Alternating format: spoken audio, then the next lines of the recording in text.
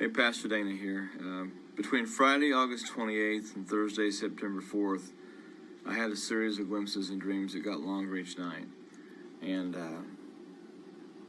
I'm seeing more and more things in my dreams that are apocalyptic,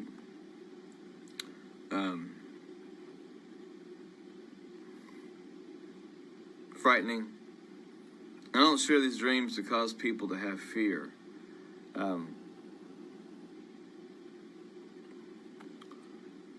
But I saw the calendar of December, and I saw a finger underlined slowly and like it was pushing, slowly and forcefully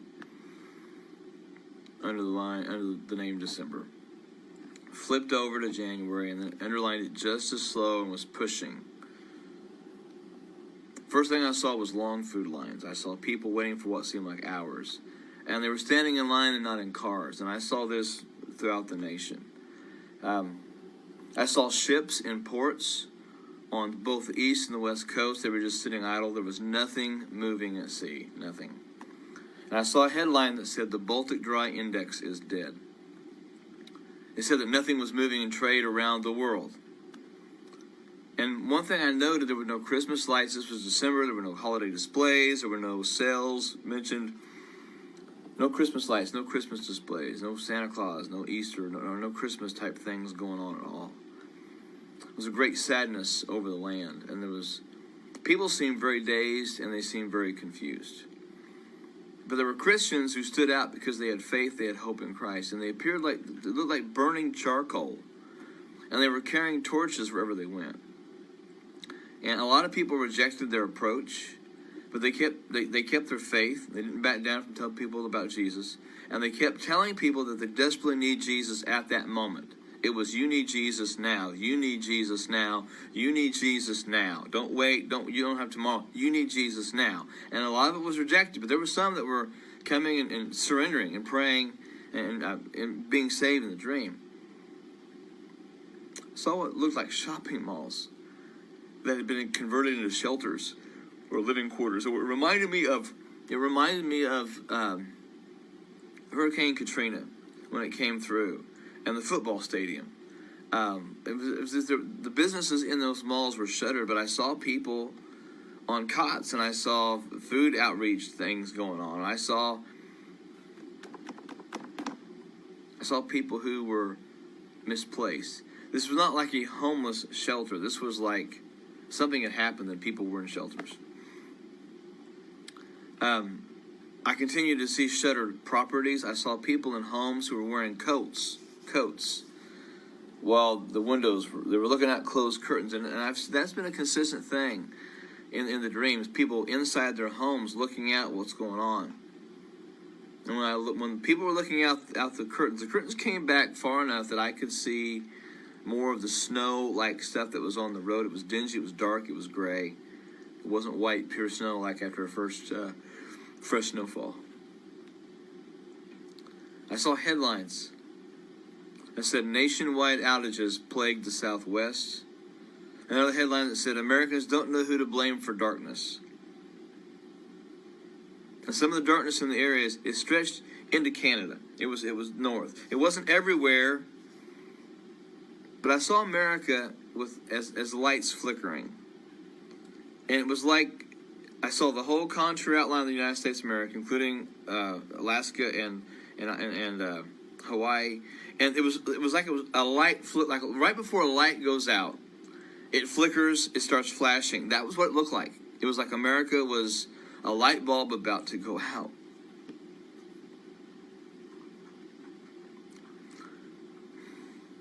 I saw vultures with food hanging out of their mouth. These vultures were heavy. A word I don't like to use is the word fat, but these vultures were fat. And they had rotting food hanging out of their mouths.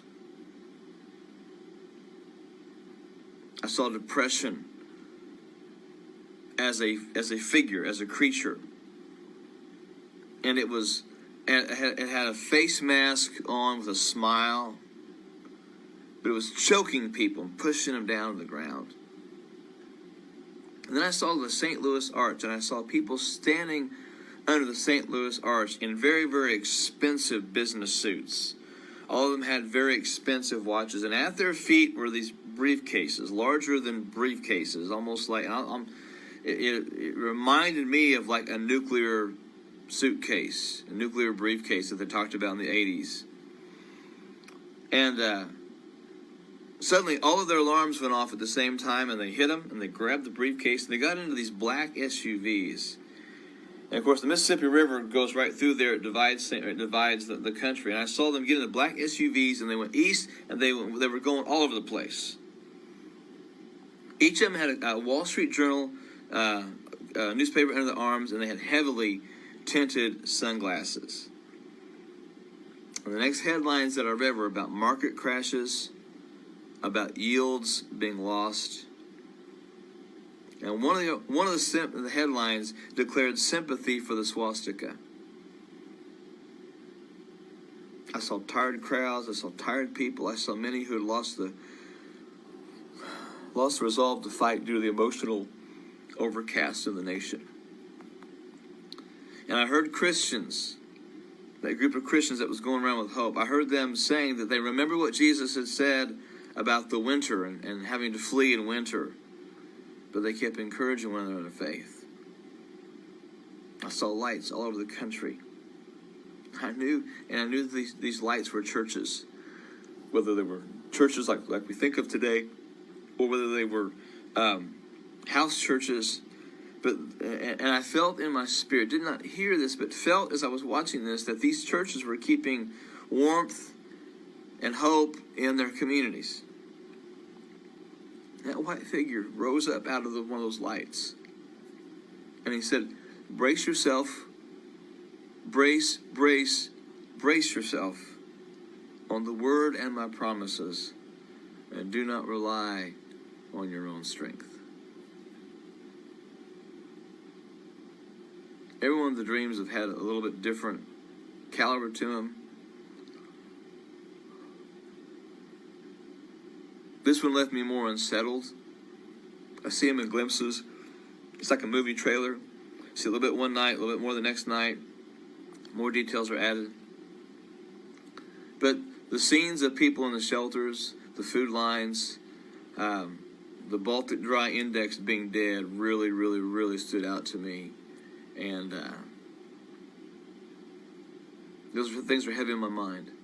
And I'm not going to try to interpret these dreams. I feel that as a watchman, I'm just supposed to share them. I think some of what's gonna happen is obvious. I'm continuing to see more and more of the things that I have seen in dreams are happening and coming to pass. I'm not trying to justify what I'm saying or my dreams. I just believe the Lord showing me things to warn the church. And look, if you're not prepared, if you don't have some of the food and things like that, you might be in trouble with that. The first video I talked about, this was my own personal opinion. I talked about getting guns and ammunition. That wasn't to go all Rambo-like on people. It was to be able to shoot animals or for food. And now, if you try to find a gun today, you're gonna have a hard time getting a gun, unless you have friends or family you can buy something from. Ammunition is hard to find. Some of the companies that sell storable food, they're now 5 to 8 weeks until you can get it. And there's some companies that have stopped selling these things. And folks, you don't have to be a dreamer or a genius or have insider trading understanding to realize that we're in trouble. And God's been trying to wake the church up to get things ready and to listen. The health and wealth gospel is about to meet a reality in our country. And all those prophets that are saying, oh, it's nothing but good, nothing but good, nothing but good, you're going to stand before God one of these days, those folks are. They're going to have to answer. Just like I'm going to have to stand before God and answer for what I'm doing with these dreams. I'm not trying to make money off this stuff. I'm not trying to make a form.